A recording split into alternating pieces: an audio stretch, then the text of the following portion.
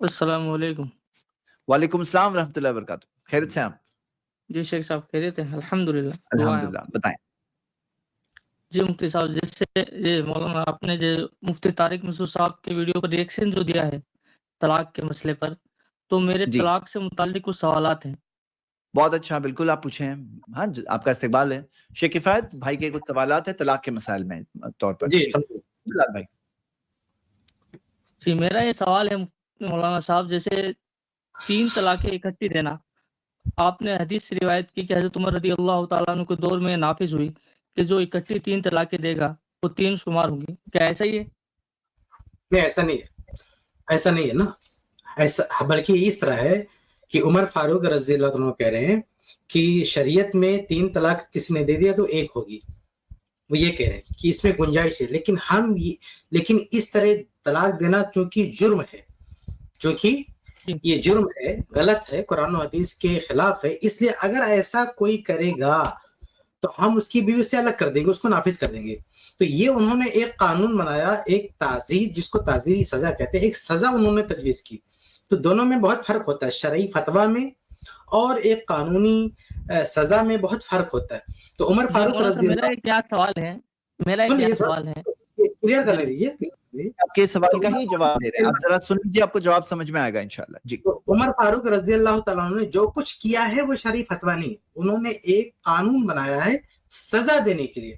اور یہ بات ہمیشہ ذہن میں رکھیے کہ جب بھی سزا دی جاتی ہے کسی کو، تو سزا میں اس کے لیے جو چیزیں جائز ہوتی ہیں وہ چیزیں اس سے چھینی جاتی ہیں.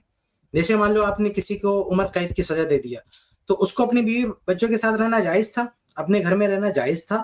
تو ظاہر سی بات ہے جو عمر قید دیں گے، کہیں بند کر دیں گے اس کو، تو بیوی بچوں سے آپ نے اس کو الگ کر دیا، اس کے گھر سے آپ نے اس کو الگ کر دیا.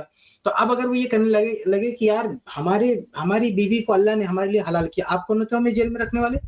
ہمارے گھر میں رہنا، میرا گھر خریدا ہوا ہے، اللہ نے میرے لیے زمین حلال کی، آپ کون ہوتے ہمیں اس کوٹری میں بند کرنے والے؟ تو کہیں گے کہ بھائی یہ تو تمہاری سزا ہے، ٹھیک ہے، اللہ نے حلال کر کے رکھا تمہاری بیوی کو، تمہارے گھر کو، سب کچھ تمہارا ہے، لیکن تم ایک جرم کر چکے، اس لیے اب تمہاری سزا ہے کہ یہاں تم بند رہو گے.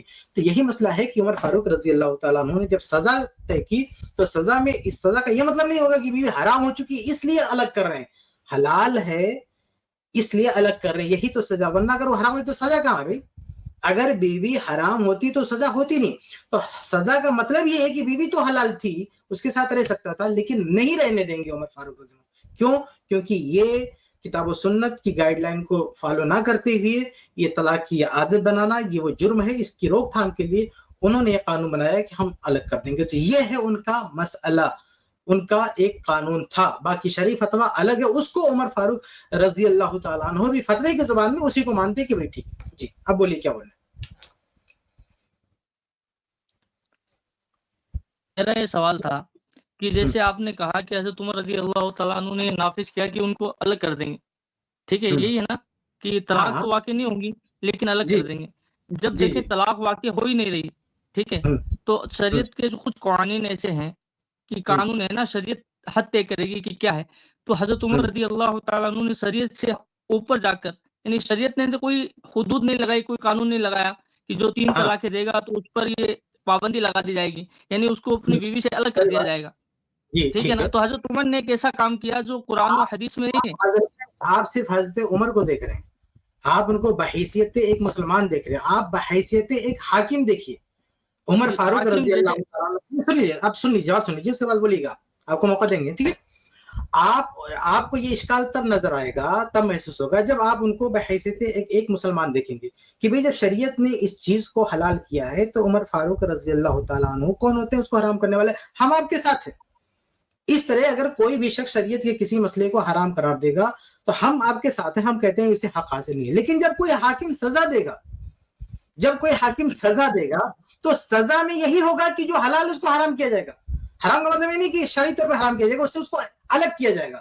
آپ اگر یہ ہر حاکم پر یہ اصول اپلائی کرنے لگے تو کسی کو سزا دینا امپاسبل، ممکن ہی نہیں ہے. اور ہر سزا شریعت نے کچھ خاص جرائم کی سزا طے کی ہے. جیسے چوری کرے گا تو ہاتھ کٹے گا، اسی طرح سے زنا کرے گا سنسار کر دیں گے، خون کا بدلہ خون ہے. باقی ایک حاکم کو اسی لیے میں نے کہا نا تعزیری سزا ہے. تعزیر کا مطلب ہے کہ ایک حاکم کے پاس بھی اختیار ہے سزا تجویز کرنے کا، سزا جو ہے قانون بنانے کا. ایک حاکم، ہم جب اس کو حاکم بول رہے ہیں تو اس کو یہ اختیار ہے. تو جو سزائیں دو طرح کی ہوتی ہے، یہ آپ اس کو سمجھ لیجئے. ایک وہ سزا جو اسلامی حدود ہے، یعنی جو اللہ نے طے کر کے رکھے اس جرم کی یہ سزا ہے، اس کو اسلامی حدود بولتے ہیں. اور ایک تعزیری سزا. تعزیر کا مطلب یہ کہ اس کی سزا کیا ہو یہ اسلام نے طے نہیں کیا، وہ حاکم کے اوپر ڈال دیا.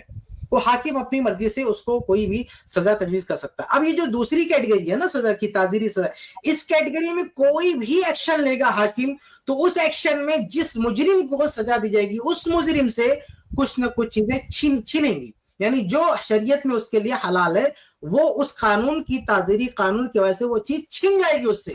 جیسے میں نے مثال دیا نا کہ کسی کو قید کیا، یہ تعزیری سزا نا. قرآن نے تو نہیں بتایا، حدیث میں تو نہیں کہ اس کی کسی جرم کی وجہ سے کسی کو قید کر لو، لیکن ایک حاکم قید کی سزا دے سکتا نا. اب قید کی سزا دے گا تو اس کی بیوی کو الگ کر دے گا، اس سے وہ ایک کوٹری میں بند کر دے گا، اس سے گھر سے الگ کر دے گا. اب وہ کہے کہ قرآن و حدیث میں ہماری بیوی حلال ہے، ہمارا گھر حلال ہے، آپ قرآن و حدیث کے خلاف کیسے آ سکتے ہو؟ بھائی سزا کیسے بنے گی؟ اس پوائنٹ کو سمجھیے آپ. ٹھیک ہے، تو خلاصہ یہ بات میں نے جہاں سے شروع کیا تو وہیں پہ آتا ہوں. آپ عمر فاروق رضی اللہ تعالیٰ کو صرف بحیثیت مسلمان سے مت دیکھیے کہ مسلمان ہونے کے سے شریعت یہ کہتی ہے انہوں نے ایسے کیوں کر دیا. بحیثیت خلیفہ، بحیثیت حاکم دیکھیے کہ حاکم پہ سزا کے طور پر انہوں نے ایسا کیا، اور سزا جب دیں گے تو کچھ نہ کچھ چیزیں چھینی جائیں گی. جی مولانا صاحب میر، آپ نے کہا کہ سزا کے طور پر بحیثیت حاکم، تو حاکم بھی اللہ اور اس کے رسول کے حکم کا پابند ہے. ہاں، اللہ اس کے رسول نے اس کو یہ حق دیا. اللہ اس کے رسول نے اس کو حاکم کو ایک بتایا. آپ صرف اتنا بتا دیجیے کہ ایک حاکم کا، آپ کچھ اپڈیٹ ہے کہ نہیں؟ میں پہلے تھوڑا سا چیک کر لوں. ایک حاکم کے پاس تعزیری سزا کا اختیار ہے کہ نہیں ہے؟ جی دے سکتا ہے. دے سکتا ہے، اس کو آپ مانتے ہیں نا؟ اوکے. یہ تعزیری سزا کا جو اختیار آپ مان رہے ہیں، ظاہر بات ہے یہ تو قرآن حدیث کی روشنی میں اس کو ہے نا. ایسا تو ہے نہیں کہ جو ہے اس کو وہ تعزیری سزا کا جو اختیار ہے یہ قرآن حدیث کے خلاف جا رہا ہے.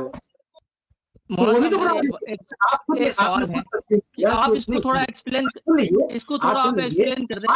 ایک منٹ آپ یہ بولیے گا، آپ اس بات کو سمجھے جب آپ نے خود یہ کہہ دیا کہ ایک حاکم کو تعزیری سزا کا اختیار ہے، اور آپ کیا کہیں گے؟ پوری دنیا کا اتفاق ہے، ہمارے علم کے اب تک کوئی بندہ پیدا ہی نہیں ہوا جو یہ دعویٰ کرے کہ ایک حاکم کو تعزیری سزا دینے کا اختیار نہیں. تو ایک حاکم کو جب تعزیری سزا کا دینے کا اختیار ہے، یہ بھی تو قرآن و حدیث کی روشنی میں نا، یہ بھی تو قرآن و حدیث کی روشنی ہی میں ہے. یعنی اسلام ہی نے اس کو یہ اختیار دیا. تو اگر کسی عام فرد کے لیے کوئی مسئلہ شریعت نے بتایا ہے وہ اسلام نے بتایا، لیکن ایک حاکم کوئی ایکشن لے، کوئی سزا لے، تو یہ بھی اس کو شریعت نے اختیار دیا. دونوں میں کوئی تضاد نہیں ہے، کوئی ٹکراؤ نہیں ہے. ٹکراؤ تک وہ ایک عام آدمی اور دوسرے عام آدمی مل کے کسی مسئلے میں وہ کہے حلال یہ کہے حرام، وہ آپ ٹکراؤ کی بات پیدا کر سکتے ہیں. لیکن ایک عام آدمی اگر قرآن و حدیث کی روشنی میں اس کے لیے کوئی چیز جائز ہے اور ایک خلیفہ بطور سزا اس کی یہ سہولت چھین رہا ہے تاکہ اس کو سزا دی جا سکے، اس میں کوئی ٹکراؤ نہیں ہے. ایک حاکم کو شریعت ہی نے اس کو اختیار دیا. جی مولانا آپ تھوڑا اس کو ایکسپلین کر دیں گے کہ حضرت عمر نے کیا سزا نافذ کی تھی واقعتاً؟ ایسی کیا سزا نافذ؟ طلاق کے جی ہاں یہی سزا نافذ کی تھی کہ اگر کسی نے طلاق سنت کے علاوہ کسی بھی طریقے سے طلاق بدعت دیا، ہم اس کی بیوی کو الگ کر دیں گے، اس چیز کو اس پہ نافذ کر دیں گے. جی یعنی کہ ان کا میاں بیوی الگ ہو جائیں گے؟ ہاں الگ ہو جائیں گے. یعنی شرعاً وہ شادی کر سکتے ہیں، ساتھ میں رہ سکتے ہیں، اس بات کا انکار نہیں کر رہے ہیں عمر فاروق رضی اللہ عنہ، فتویٰ نہیں دے رہے ہیں، بلکہ انہوں نے کہا نا کہ تمہارے لیے گنجائش تھی. صحیح مسلم کی روایت میں کہ گنجائش تھی لیکن ہم ختم کر رہے ہیں. کیوں ختم کر رہے ہیں؟ کیونکہ سزا دینا ہے. تو وہ بحیثیت فتویٰ یہ مان رہے ہیں کہ اس چیز کی گنجائش ہے، لیکن چونکہ یہ جرم بار بار ریپیٹ کیا جا رہا ہے تو ہم یہ گنجائش ختم کر رہے ہیں سزا کے لیے. تو اللہ کا قانون نہیں بدل رہے، قانون ہے، گنجائش ہے، لیکن یہ جرم بار بار اس جرم کی روک تھام کے لیے ہم یہ قانون بنا رہے ہیں. ایسا کسی نے کیا تو ہم نافذ کر دیں گے اس کو. جی مولانا صاحب، جیسے چاروں ائمہ اربعہ اس پر متفق ہیں کہ 3 طلاقیں اکٹھی دینا چاروں مذاہب میں اس پر اتفاق ہے کہ 3 طلاقیں اگر اکٹھی دی جائے تو 3 طلاق واقع ہو جاتی ہے. یہ کیسے ممکن؟ جی چاروں ہے نا؟ ہاں متفق. جی جی مولانا میرا یہ سوال ہے کہ یہ کیسے ممکن ہے کہ چاروں ائمہ ارباب سے خطا ہو گئی، غلطی ہو گئی، اتنی بڑی حلال و حرام میں انہوں نے غلطی کر دی کہ ان کو چاروں کو یہ بات سمجھ میں نہ آئے کہ 3 طلاق 3 نہیں ہوتی، 1 ہوتی ہے. یہ ممکن نہیں ہے. اگر ہم عقلی سوچیں کہ امت دیکھیں پورے امت اس پر سب چاروں ائمہ اربعہ کا اس پر اتفاق ہو گیا تو ظاہر سی بات ہے اجماع ہو گیا کہ 4 فقیہ ہیں دنیا میں جن کو فالو کیا جاتا ہے پوری دنیا میں، تو چاروں کے چاروں نے ایک مسئلے پر ان کا اتفاق ہو گیا اور کوئی ان کی مخالفت کرنے والا نہیں ہے، ان کے قول کے خلاف جانے والا نہیں ہے.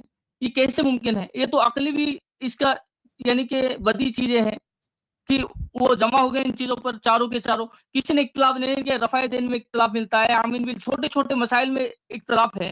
ٹھیک ہے، یہ حلال و حرام کا مسئلہ تھا، اتنا بڑا مسئلہ تھا، اور قرآن آپ کہتے ہیں قرآن اور حدیث واضح ہے.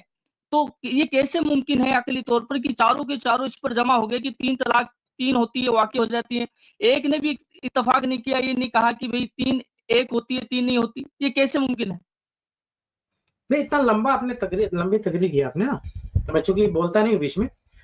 2 لائن میں آپ کہہ سکتے تھے نا کہ چاروں ائمہ اس سے متفق کیسے ہو گئے. ہم اس کو مانتے ہیں کہ چاروں متفق ہیں، لیکن صرف یہ ایک مسئلہ نہیں ہے. آپ اس پہ پریشان ہیں نا، ہمارے لیے کوئی تعجب کی بات نہیں ہے. ہمارے پاس تقریباً 20 مسائل ایسے ہیں، بلکہ میں ایک پوری کتاب لکھ رہا ہوں انشاءاللہ. جب ایک اچھی تعداد جمع ہو جائے گی تو ریلیز کروں گا، جس میں ایسے سارے مسائل کو جمع کر رہا ہوں جس میں چاروں ائمہ متفق ہے لیکن وہ غلط ہے. میں نے اپنی کتاب احکام طلاق میں ایسے 10 مثالیں جمع کی ہیں، اور اس کے دگنا مثالیں میرے پاس ہیں آلریڈی، اب تک جمع ہو چکی ہیں. لیکن میری کتاب جب چھپی تھی تو اس میں نے 10 ڈالا تھا، 10 مثالیں جس میں چاروں امام متفق ہے لیکن وہ غلط ہے. میں آپ سے ایک سوال کرتا مثالیں دے سکتے ہیں آپ؟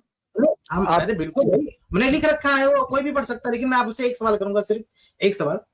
یہ ان میں اس میں نہیں ہے.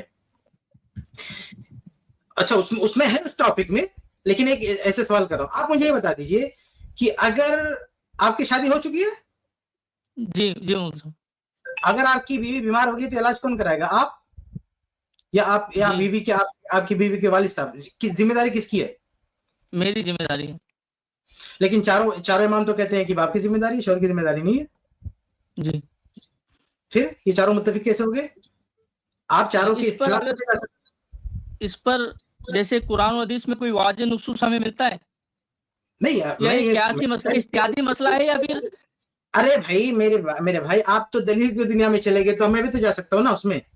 میں صرف یہ آپ دیکھیں، آپ نے طلاق کے مسئلے میں ایک سوال اٹھا دیا کہ چاروں کیسے متفق ہوئے، تو میں اس تعجب کے رفع کے لیے ایک مثال دے رہا ہوں. میں دلیل کی دنیا میں جا سکتا تھا، وہاں پہ بھی میں دلائل سے بات کر سکتا تھا، لیکن میں دلیل پہ بعد میں آ سکتا ہوں. لیکن میں آپ کو صرف سمجھانے کے لیے کہہ رہا ہوں کہ چاروں امام متفق ہیں کہ اگر بیوی بیمار ہوئی، شوہر علاج نہیں کرائے گا، کون کرائے؟ مطلب شوہر کرا سکتا ہے، کوئی بھی باجو والا کرا سکتا ہے بھائی، لیکن جو ذمہ داری ہے نا، جو واجب ہے علاج، جو اصل ذمہ دار ہے وہ بیوی کا باپ ہے، لڑکی کا باپ ہے. شوہر کی کوئی ریسپانسبلٹی نہیں ہے، وہ کر دے تو احسان ہے، لیکن شوہر اگر علاج نہیں کراتا تو اس کا جرم نہیں، اس کی وہ یہ نہیں کہیں گے اپنی ذمہ داری سے بھاگ رہا ہے، وہ جائے اپنے میکے علاج کرا کے آئے. وہ یہ چاروں کا اتفاق ہے اس مسئلے پہ، چاروں مسئلہ کا اتفاق ہے. آپ نے کہا اس کو آپ نہیں مانتے، تو یہ چاروں کیسے متفق ہو گئے اس مسئلے میں؟ نہیں مول صاحب، میں نے ایسے نہیں کہا، مانتا نہیں میں، لیکن میرا سوال یہ ہے کہ یہ نصوص سے اس میں ہمیں کیا ملتا ہے؟ اگر اس میں قرآن یا حدیث واضح ہے کہ شوہر بھی علاج کرائے گا، ذمہ داری. آپ دلیل کی دنیا میں جا رہے ہیں تو اس کا جواب یہ کہ ہم بھی آ سکتے ہیں نا دلیل میں. جی آپ جائیں جیسے آپ اصل مسئلہ یہ ہے بھائی، اصل مسئلہ یہ ہے کہ آپ طلاق کے مسئلے پہ ایسی بات کیوں کہہ رہے ہو کہ لوگ کیسے چاروں اتفاق ہو گئے؟ جب میں ایک مثال دے رہا ہوں اس میں بھی تو چاروں متفق ہے، تو آپ دلیل کی طرف جا رہے ہو. ہمیں بھی تو حق دو نا دلیل کی طرف جانے کی. ہم جب طلاق کا مسئلہ ہم پیش کرتے ہو، آپ بولتے ہو یار یہ چاروں متفق ہے، آپ اس کے خلاف کیوں جا رہے ہو؟ میں نے مثال دے دیا، آپ بھی چاروں کے خلاف جا رہے ہو، پھر کہتے ہو کہ آپ کے پاس دلیل ہے اس لیے جا رہے ہو. تو ہمارے پاس بھی دلیل، ہم بھی جا رہے ہیں نا. اور واضح دلائل بھی دیکھو. صحیح بخاری کی حدیث ہے کہ نماز میں جلسے استراحت کا ثبوت ہے کہ اگلی رکعت کے لیے آپ کھڑے ہوں گے نا تو اسٹاپ لیں گے، بیٹھیں گے، اس کے بعد آپ کو کھڑے ہونا. کتنی کلیئر روایت ہے، چاروں میں سے کوئی نہیں مانتا. کیوں بھائی؟ آپ مجھے جواب دیجیے، کیوں نہیں مانتا چاروں میں سے کوئی؟ جلسے استراحت آپ کہہ رہے ہیں نا کوئی واضح حدیث ہے، صحیح بخاری کی بھی کلیئر واضح، چاروں نہیں مانتے، کیا پرابلم بتائیے؟ ان کے پاس اپنے کوئی دلائل ہوں گے، میں نے وہ نہیں پڑھا، ابھی میں اس پر نہیں جا رہا. ویری گڈ، ان کے پاس دلائل ہوں گے، چلو ان کو چھوڑ دیتے ہیں. آپ کو کیا پرابلم ہے؟ کس سے؟ بھائی جلسے اس طرح سے آپ جلسے طرح آپ اہل حدیث سے کون سے مسئلے کو فالو کرتے؟ ٹھیک ہے، آپ جلسے طرح کرتے، آپ جلسے طرح کرتے کیوں نہیں کرتے بھائی؟ صحیح بخاری میں واضح روایت ہے، کیوں نہیں کرتے آپ؟ جو صحیح بخاری کہتی ہے اس کا کیا جواب ہے آپ کی؟ ابھی مجھے یاد نہیں، میں نے پڑھا ہے لیکن ابھی مجھے یاد نہیں. اس کے خلاف بھی حدیثیں موجود ہیں، اس کے خلاف بھی حدیثیں موجود ہیں. جی جی کوئی نہیں، اس کا جواب یہ ہے نا، آپ لوگ یہ جواب دیتے ہیں کہ بیمار رہے ہوں گے، ایسے بیٹھ گئے ہوں گے. ہاں تو اس کے لیے دلیل چاہیے، ٹھیک ہے، یہ جواب آپ لوگ دیتے ہیں. تو بھائی یہی ایک ایگزامپل ہے. ٹھیک ہے، ٹھیک ہے، میں بھی نہیں جا رہا ہوں، میں صرف مثال دے رہا ہوں. میں صرف مثال دے رہا ہوں کہ صرف طلاق کا مسئلہ نہیں میرے بھائی، ایسے بہت سارے مسائل ہیں کہ چاروں متفق ہیں لیکن وہ بات دلیل کے خلاف ہے. چاروں کا متفق ہو جانا کوئی، ابھی دیکھیے بہت سارے مسائل ہیں بھائی کیا بات کو لمبا کروں، میری کتاب پڑھ لیجئے. ایسے بہت سارے مسائل ہیں کہ چاروں متفق ہیں لیکن چاروں کے اتفاق پر دلیل نہیں ہے. دوسرے لوگوں نے، اچھا بیچ میں ایک بات اور آپ نے کہی تھی کہ کسی نے یعنی چاروں نے اتفاق کیا، اس کے خلاف کوئی نہیں گیا. ایسا نہیں ہے، چاروں کا اتفاق الگ ہے، پوری امت کا اتفاق الگ ہے. اگر پوری امت متفق ہوتی ہے نا تو اجماع ہو جاتا ہے، اس کو ہم اجماع بولتے ہیں، ہم اس کے خلاف جا ہی نہیں سکتے. لیکن یہ چاروں کا اتفاق کا مطلب یہ نہیں ہے کہ دوسرے اہل علم بھی اس کو مان رہے ہیں. کسی مسئلے میں اگر چاروں متفق ہے، جیسا بھی علاج کا مسئلہ میں نے آپ کو پیش کیا نا کہ چاروں ائمہ کہتے ہیں کہ اگر بیوی بیمار ہوئی تو شوہر کی ذمہ داری، لیکن چاروں سے ہٹ کر بعض علماء کی رائے ہے نہیں، وہ بیوی بیمار ہوئی نا تو اس کی ذمہ داری بھی شوہر کی ہے، اس کے علاج کی ذمہ داری بھی شوہر کی. یہ قول موجود ہے، فقہ کا قول موجود ہے. تو یہ اس طرح کی رائے رکھنے والوں نے، ظاہر سی بات ہے کہ چاروں ائمہ کی بات نہیں مانی. اب جیسے یہ مسئلہ ہے نا کہ چاروں ائمہ کا اتفاق ہے کہ اگر عورت مسجد میں جا کے نماز پڑھتی ہے تو مکروہ ہے. اس کو آپ مانتے کہ نہیں مانتے؟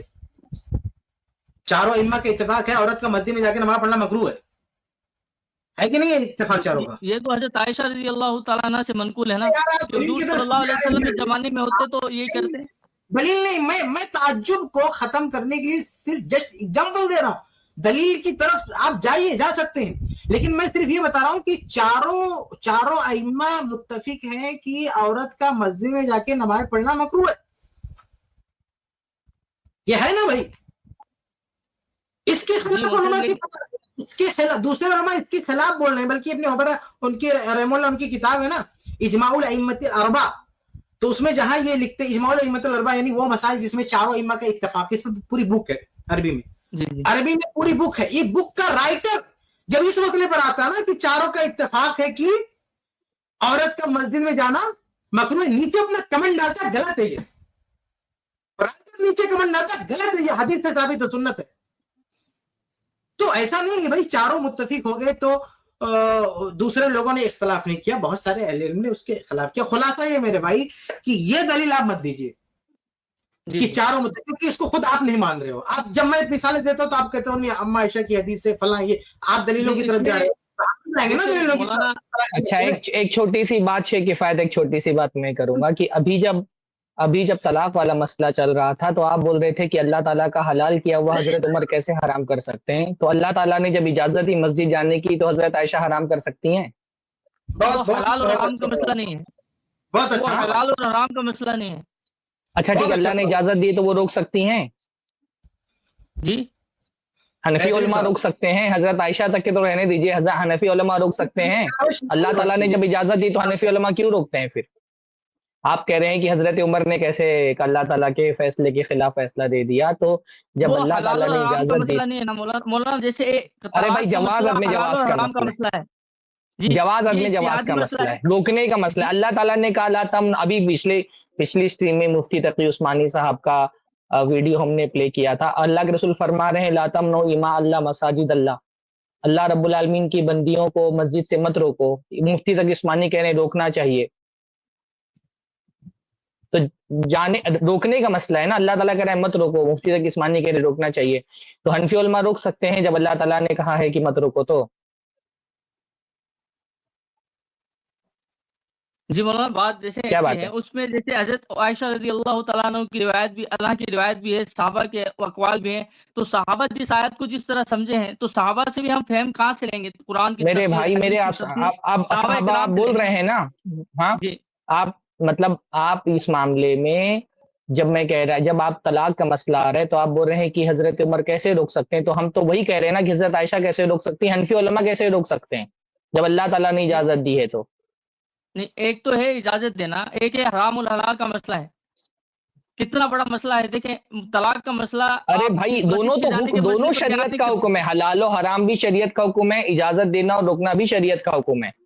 जी हलाल और हराम भी शरीयत का हुक्म है और इजाजत देना और रोकना भी शरीयत का हुक्म है। दोनों में फर्क क्या है? अल्लाह ताला कह रहा है मत रोको, मना कर रहा है मत रोको, और उलमा कह रहे हैं रोक सकते हैं। अल्लाह ताला ने जिससे मना किया है आप उसको कह रहे हैं कि कर सकते हैं, तो ये भी तो हलाल और हराम का मसला हो गया। अल्लाह ने कहा मत रोको तो क्या है, वाजिब अल्लाह ताला ने हराम कर दिया ना रोकने से कि मत रोको, और आप कह रहे हैं रोको, तो अल्लाह के हराम को आप भी तो हलाल कर रहे हैं।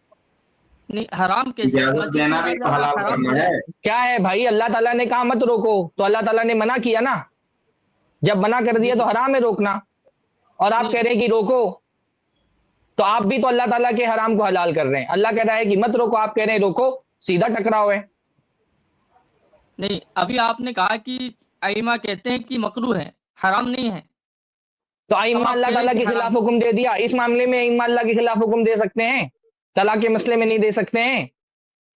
चले इस अब तलाक के मसले पे मैंने कुछ सवाल थे मौलाना, ये तो हम इसके भाई मेरे देखो मैं नहीं वो बात आपसे शिकायत करेंगे, मैं सिर्फ आपको ये बता रहा हूँ कि मैं ये सिर्फ आपको बात बता रहा हूँ कि सरी हदीसें मौजूद है खवातीन की मस्जिद में जाने की, फिर भी फितने का हवाला देकर के हनफी उलमा रोकते हैं, फितने का हवाला देकर चारों के चारों रोकते हैं। हजरत आयशा ने रोका नहीं था, हजरत आयशा ने तो सिर्फ अंदेशा जाहिर किया था, पर आपके हनफी उलमा बाकायदा रोकते हैं इसको।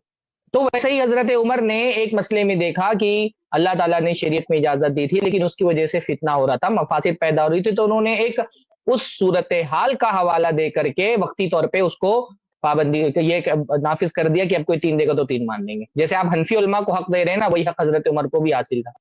बारकल्लाहु फीकुम। जी मौलाना, जैसे अब तलाक के मसले में जैसे मेरे पास एक किताब है, उसमें ये है कि और यही मजहब जमहूर उलमा ताबईन उनके खिलाफ है। उनके इमाम मुजाहिद, इमाम सोरी, इमाम नखई, अहनाफ, मालिकी, शाफी, हनाबिली, दूसरे बहुत से हजरात शामिल हैं। फुका हजरात फरमाते हैं कि इसकी मुखालफत साज है और अहले सुन्नत के खिलाफ है। यानी 3 तलाक का जो मसला है, जैसे किताबुल इज्मा का आपने हवाला दिया, तो किताबुल इज्मा में भी 3 तलाक पर उन्होंने लिखा है कि 3 तलाक के 3 होने पर उम्मत का इज्मा है। नो नहीं भाई ये जब इससे पहले भी मैंने सुनन तिरमिजी इमाम नोवी ने सही मुस्लिम की शरह में ही नीचे लिख दिया है कि इख्तिलाफी मसला है। जहां से आप रिवायत नकल करते हैं सही मुस्लिम की शरह में ही देख लें, इमाम नोवी ने वहां पर लिख दिया कि इख्तिलाफी मसला है। इसलिए पिछले दर्स में मैंने वो बाकायदा इबारतें बढ़ करके सुनाई थी, खुद इमाम नोवी ने ये कहा कि इख्तिलाफी मसला है, तो आप कैसे कह सकते हैं कि इजमा है उस पर? इमाम तहावी ने भी कहा, जो हनफी जिनको हनफी मानते इमाम मत, उन्होंने भी कहा इख्तिलाफी मसला। और मेरे भाई कसरत हमेशा आपका ये मेरे भाई हनफी हजरात, आप एक बात बताइए मुझको कि आप इस पर जुमहूर उलमा इसलिए आप अमल करते हैं या इस पर इसलिए मानते हैं क्योंकि इमाम हनीफा का कौल है? ये जुमहूरी हैं हनफी हैं, आप क्या हैं? जी मौलाना क्या सवाल है आपका? मैं बोल रहा हूँ कि 3 तलाक को 3 आप क्यों मानते हैं? इमाम हनीफा का कौल है इसलिए मानते हैं या जुमहूर का कौल है इसलिए मानते हैं? इमाम अबू हनीफा का भी कौल है, जमहूर का भी कौल है, उनके पीछे दलाइल है उनके पास। जब जमहूर अक्सरियत 3 चीजें कैसे हो सकती हैं? दलाइल आपने 3 चीजें कही कि जुमहूर का भी कौल है, दलाइल भी और इमाम हनीफा भी कौल है, आप क्यों मानते हैं? हम तीनों की वजह से मानते हैं। अच्छा, अगर तीनों में अगर इमाम अबू हनीफा का कौल ना हो किसी मसले में और जुमहूर उस पर हो और दलीलें भी हो तो मान लेंगे वो? देखिए सुने, अभी तलाक का मसला है, जैसे नहीं मेरे सवाल का जवाब दे, सुनाए नहीं, मेरे सवाल का जवाब दे, आप मेरे सवाल का जवाब दे। किसी मसले में अगर इमाम हनीफा का कौल ना हो और जुमहूर का कौल हो और दलाइल भी हो तो मान लेंगे आप? जवाब दीजिए। इमाम अबू हनीफा का जो कौल है, उनके पास भी कोई ना कोई दलाइल होंगे ना उसके पीछे। दलील के अरे भाई फिर बात घुमा रहे हैं आप कह रहे हैं कि इस मसले में दलीलें हैं और जुमहूर का कौल इमाम हनीफा का कौल है, तो किसी मसले में अगर इमाम हनीफा का कौल ना हो और जुमहूर दलील की बुनियाद पर एक बात को राजे बोल रहे हो इमाम हनीफा के खिलाफ, तो जुमहूर की बात मान लेंगे? आप इसकी मिसाल दें, तो कौन सा ऐसा मसला है? रफुल यदैन का मसला मान लें जी। रफुल यदैन के मसले में जुमहूर रफुल यदैन के कायल हैं और दलीलें भी हैं उनके पास, तो आप मान लेंगे दलीलों से जुमहूर का कौल? दलीलें दोनों तरफ देखी जाएंगी, किसकी दलीलें मजबूत है ना। दलील देखेंगे, आप मुकल्लिद नहीं हैं, आप दलील देखेंगे। जी, मुकल्लिद किसको कहते हैं? ارے بھائی آپ دلیل دیکھیں گے امام حنیفہ کی تقلید کریں گے؟ تقلید کریں گے اس کا مطلب یہ نہیں کہ دلیل نہیں ہوں گی ان کے پاس، دلیل تو ہے نا. تو کسی مسئلے میں اگر دلیل امام حنیفہ کے خلاف چلی جائے تو مان لیں گے اس کو؟ وہ تو دیکھنا پڑے گا نا دلیل دونوں طرف کیسی ہے، دونوں طرف کے دلائل. ارے بھائی تو میں تو بول رہا ہوں کہ دیکھنا پڑے گا، دیکھنا پڑا، پھر اس کے بعد آپ نے دیکھا پھر کسی مسئلے میں دلیل امام حنیفہ کے خلاف چلی گئی تو آپ مان لیں گے دلیل کو امام حنیفہ کا قول چھوڑ کے، جبکہ جمہور بھی دلیل کر رہے ہو تو پہلے حدیث ہے. پھر آپ اپنے آپ کو حنفی کیوں بول رہے ہیں بھائی؟ پھر کہاں منفی رہ گئے جب امام حنیفہ کو آپ نے چھوڑ دیا دلیل کی وجہ سے؟ تب کہاں منفی رہ گئے ماشاءاللہ؟ ارے بھائی جب آپ نے اصول آپ کا طے کر دیا، جب آپ نے اصول طے کر دیا کہ آپ دلیل کی بنیاد پر امام حنیفہ کو چھوڑ دیں گے، جمہور کی بات مان لیں گے ماشاءاللہ، پھر آپ حنفی کہاں رہ گئے؟ پھر تو مسلک تو آپ نے ہمارا مان ہی لیا الحمدللہ، منہج تو قبول کر ہی لیا کہ دلیل آ جائے تو امام کو چھوڑ دو. یہ ساری تقلید کی بحثیں اسی وجہ سے تو ہو رہی ہے کہ دلیل آ جائے تو امام کو چھوڑ دو. تو ہم تو استقبال کرتے ہیں آپ کا ماشاءاللہ. بارک اللہ فیکم، جزاکم اللہ خیر. بالکل مولانا، جیسے بالکل مولانا، لیکن پہلے دلیل تو آئے نا کسی مسئلے پر. نہیں دلیلیں تو آ رہی ہیں. اب وہ آپ دیکھیے دلیلیں نہیں، وہ ٹھیک ہے آپ دلیلوں کی بنیاد پر کوئی بات نہیں مان رہے تو ہم زبردستی تھوڑی کہہ رہے ہیں کہ آپ ہماری تقلید کریے. آپ دلیل کی اتباع کریے، یہی ہماری دعوت ہے کہ آپ دلیل کی اتباع کریے. بس اتنی بات ہے. بارک اللہ فیکم. جو ویڈیو لینے والے ہیں یہ بات خود ایک بہت اچھی مثال ہے. آپ نے امام طحاوی کا حوالہ دیا تو امام طحاوی رحمۃ اللہ علیہ نے جو ابن عباس رضی اللہ تعالیٰ عنہ کی حدیث ہے اس کا جواب دیا ہے کہ یہ منسوخ ہے. ٹھیک ہے آخری سوال لے رہے ہیں پھر ہمیں کچھ آگے پروسیڈ کرنا ہے. جی شیخ آخری سوال ہے ان کا بھائی کا. جی بھائی ہم یہ نہیں بحث کر رہے ہیں کہ امام طحاوی رحمہ اللہ نے جو کچھ کہا ہے صحیح ہے غلط ہے. میں نے تو ایک مثال دیا جب اجماع کی بات آ گئی نا تو ہم نے کہا کہ امام طحاوی رحمہ اللہ جو جن کو احناف کے بہت بڑا مقام حاصل ہے، انہوں نے یہ بات لکھی ہے کہ طلاق کے مسئلے میں اختلاف ہے اور صحیح مسلم کی حدیث کی وجہ سے اہل علم کی ایک جماعت ایک ساتھ دی گئی 3 طلاق کو ایک شمار کرتی ہے. یہ انہوں نے لکھا ہے نا، تو اجماع کا دعویٰ کیسے صحیح ہوگا جب انہوں نے بات لکھی ہے؟ باقی کیا صحیح کیا گئی یہ تو ایک الگ ٹاپک ہوگا نا، ٹاپک چینج ہو رہا ہے وہاں پہ. بھائی ہم صرف اتنی بات ثابت کرنے کے لیے وہ حوالہ دے رہے ہیں کہ انہوں نے اختلاف کو تسلیم کیا، تو آپ اجماع کا دعویٰ نہ کریں، یہ اصل پوائنٹ ہے. ٹھیک ہے چلیے جزاک اللہ خیر. اجماع کی تعریف کر سکتے ہیں آپ؟ اجماع کسے کہتے ہیں آپ کی نظر میں اجماع کیا؟ نہیں میں آپ سے پوچھ رہا ہوں نا. اجماع کی تعریف سے یہاں کیا لینا دینا ہے؟ مطلب کیوں آپ اجماع کی تعریف کرا رہے ہیں بھائی؟ کیوں چاہتے ہیں آپ اجماع کی تعریف کریں؟ میں اس لیے کہہ رہا ہوں مولانا، جیسے کوئی بھی شخص اگر اختلاف کرے، کوئی ایک شخص اٹھ کر اگر جیسے امام طحاوی کا آپ حوالہ دے رہے ہیں کہ وہ انہوں نے لکھ دیا کہ اختلاف ہے، ٹھیک ہے، تو کیا ایک شخص کے اختلاف لکھ دینے سے اجماع ختم ہو جاتا ہے؟ ارے بھائی حدیث کے الفاظ ہیں کہ حضرت ابوبکر کے دور میں، اللہ کے رسول کے دور میں 3 طلاق ایک مانی جاتی تھی. تو اب اس سے بڑا اجماع اور کیا ہوگا؟ اجماع کا دعویٰ تو حدیث کے متن رد کر رہا ہے، حدیث کا متن رد کر رہا ہے کہ اجماع نہیں ہے. جب اللہ کے نبی کے زمانے میں، حضرت ابوبکر کے زمانے میں 3 ایک مانی جاتی تھی تو اجماع کیسے ہو گیا؟ پھر اجماع کو منسوخ نہیں کر سکتا ہے نا. جب اللہ کے رسول صلی اللہ علیہ وسلم کے زمانے میں 3 کو 1 مانا جاتا تھا، حضرت ابوبکر کے زمانے میں 3 کو 1 مانا جاتا تھا، تو اجماع کیسے ہو گیا پھر؟ یعنی شریعت کا حکم تھا، سارے صاحب مل کر کے ختم کر دیں گے کہ آج سے شریعت کا حکم نہیں رہے گا.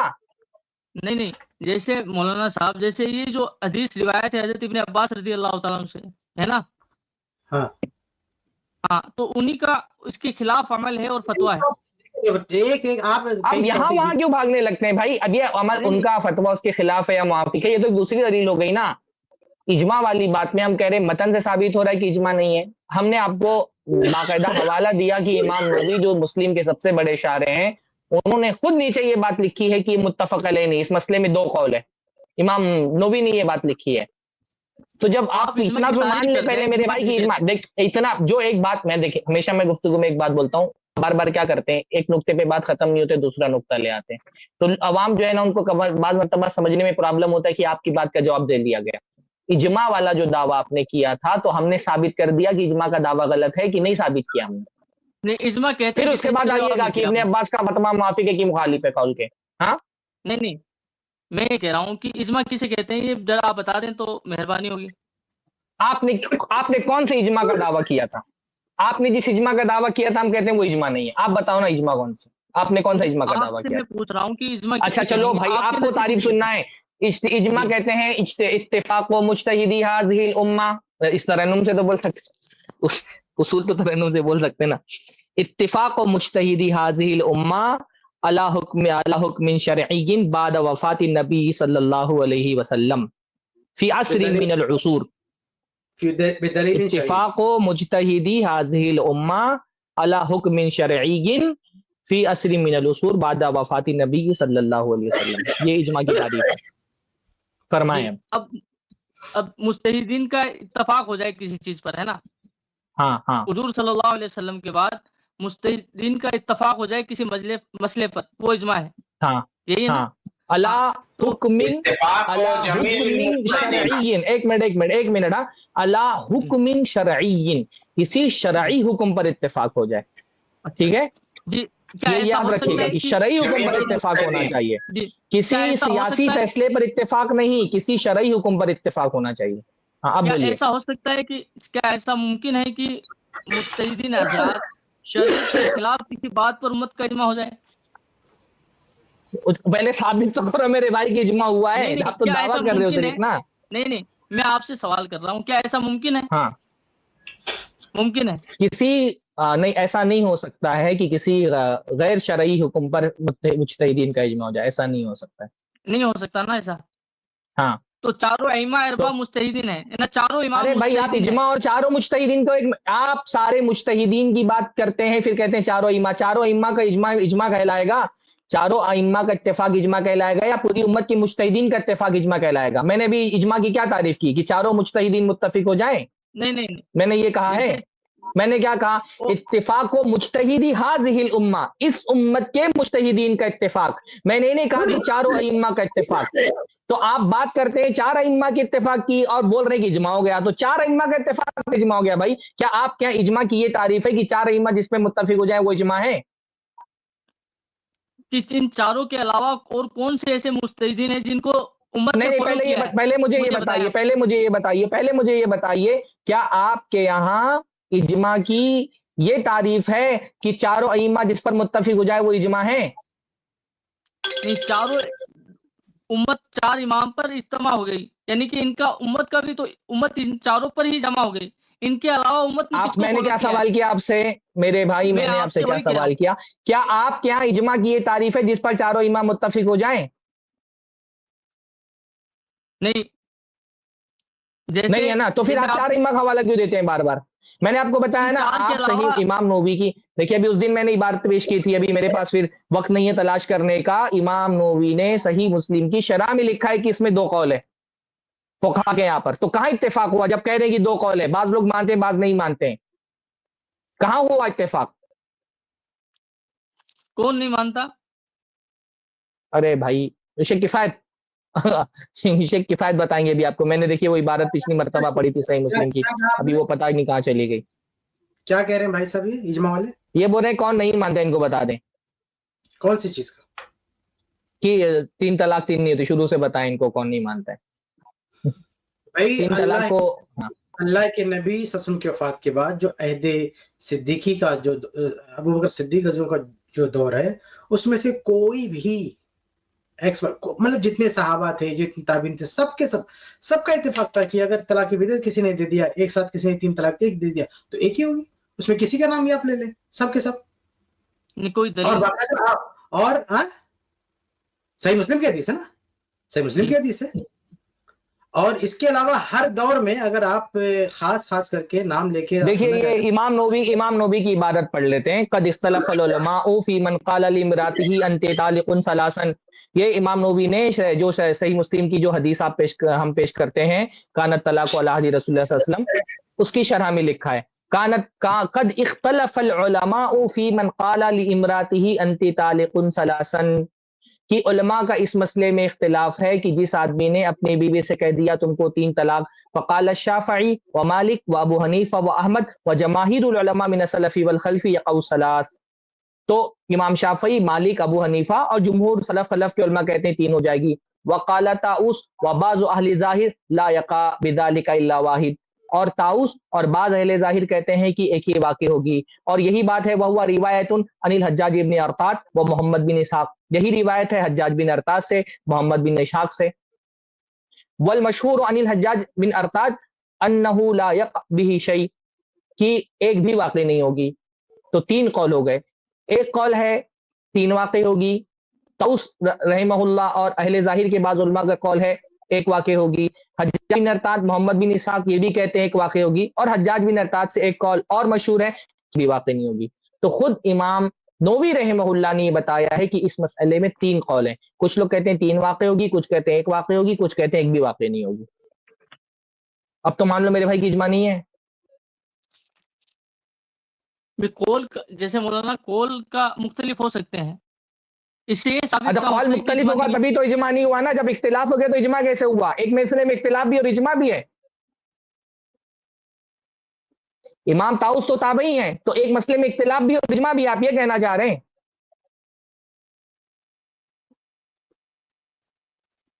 قول تو صحابہ کے بھی مختلف پائے جاتے ہیں نا، اس کا تو مطلب اجماع نہیں ہوگا نا جب قول ہو جائے۔ ارے بھائی جب بھائی آپ دیکھو یہی مسئلہ ہے نا کہ آدمی کے پاس حق آئے تو اس کو تسلیم کر لینا چاہیے۔ مان لو کہ اس پہ اجماع نہیں ہے، آپ کے سامنے امام نووی کا قول میں نے پیش کر دیا، وہ کہہ رہے کہ اختلاف ہے، تو جب اختلاف ہو گیا تو اجماع کہاں رہ گیا؟ جی مولانا میں اتفاق کا مطلب ہوتا ہے نا، ابھی آپ نے مجھ سے دیکھو، آپ نے مجھ سے اجماع کی تعریف کروائی، میں نے آپ کے سامنے اجماع کی تعریف کر کے رکھ دی۔ اتفاق مجتہدی هذه الامہ، اس امت کے مجتہدین کے اتفاق کو اجماع کہتے ہیں۔ اور یہاں پہ خود امام نووی کہہ رہے قد اختلف العلماء فی من قال لامرأۃ انت طالق ثلاثا، علماء کا اس پر اختلاف ہے کہ جو آدمی اپنی بیوی سے کہہ دے تم کو 3 طلاق ہے، تو خود امام نووی کہہ رہے کہ اختلاف ہے، تو کہاں اجماع ہوا؟ اتفاق ہوگا تب اجماع ہوگا نا، یہاں تو خود امام نووی کہہ رہے کہ اختلاف ہے۔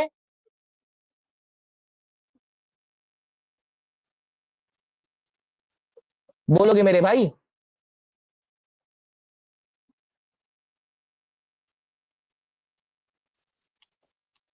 کیا ہوا؟ ویڈیو شاید ان کی رک گئی۔ ہاں کچھ مسئلہ ہو گیا، اب آگے نہیں شیخ، جو آپ سوال پوچھ رہے ہیں وہ غور کر رہے ہیں، اور امید کرتا ہوں غور کریں گے انشاءاللہ جی، اور الحمدللہ کیونکہ عین وقت پہ ہی ابھی سامعین کے لیے ہم بتا دیں بھائی کہ دیکھیے یہ مسئلہ، اب جب آپ دلیل کی بات کرتے ہیں تو ہم دلیل سے جواب دیتے ہیں، جب آپ اجماع کی بات کرتے ہیں تو ہم ثبوت پیش کرتے ہیں کہ اختلاف موجود ہے، تو نہ دلیل کا جواب دے پا رہے ہیں آپ، اجماع کا جواب آپ سے بن پڑ رہے ہیں۔ اجماع کب ہوگا؟ جب اتفاق ہو جائے گا نا، جب امام نووی رحمہ اللہ خود فرما رہے ہیں کہ اس مسئلے میں علماء کا اختلاف ہے، تو اختلاف کا مطلب کہ اتفاق نہیں، اتفاق کا مطلب کہ اجماع نہیں ہے۔ آسان سی بات ہے بھائی، ماشاءاللہ۔ یہ پتہ نہیں ان بھائی کو سمجھ کیوں نہیں آ رہی ہے۔ نہیں انشاءاللہ امید کرتے ہیں وہ ڈسکنیکٹ ہو گئے وہ ابھی، اور امید کرتا ہوں وہ اس بات پر غور کریں گے انشاءاللہ، اور جزاک اللہ خیر۔ یعنی ان کے سوال پوچھنے کا دیکھیے طریقہ جو تھا نا وہ ادب سے تھا، الحمدللہ 1 by 1 سوال پوچھتے آ رہے تھے، حالانکہ کئی بار سیم سوال کا کلیئر کٹ جواب تھا، واضح طور پہ جواب دے دیتے تو اتنی کنورسیشن آدھے ٹائم میں ہو جاتی تھی، لیکن پھر بھی اچھا تھا الحمدللہ۔ تو یہ ہم سب بھائیوں کو کہہ رہے ہیں کہ اوپن انویٹیشن ہے ہماری طرف سے کہ آپ آئیے یہاں پر، جو لوگ ہم سے اتفاق نہیں رکھتے ہیں وہ بھی آئیں، اپنے دلائل پیش کریں، انشاءاللہ ہم ادب سے پیار سے بات کریں گے ایک دوسرے کے ساتھ، اور بات سمجھنے کی کوشش کریں گے آخر میں صحیح بات کیا ہے، حق بات کیا ہے۔